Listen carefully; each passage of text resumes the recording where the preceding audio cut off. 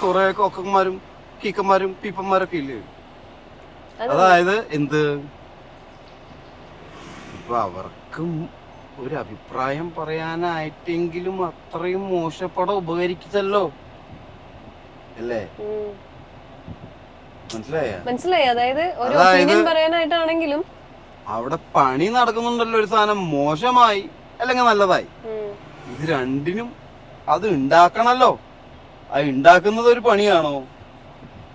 ഇനിയിപ്പോ അത് നന്നായില്ല, വളരെ മോശമായി, അപ്പൊ മോശം പറഞ്ഞ് അവന് റേറ്റ് കൂട്ടാനും വ്യൂസ് കൂട്ടാനാണെങ്കിലും അത് ഉപകരിച്ചല്ലോ. വെറുതെ ഇരുന്നതിന് കുറ്റം പറയുന്നവനാണോ കുറ്റക്കാരൻ? അല്ലാതെ പണിയെടുക്കുന്നവനാണോ വെറുതെ ഇരുന്ന് കുറ്റം പറയുന്നത്?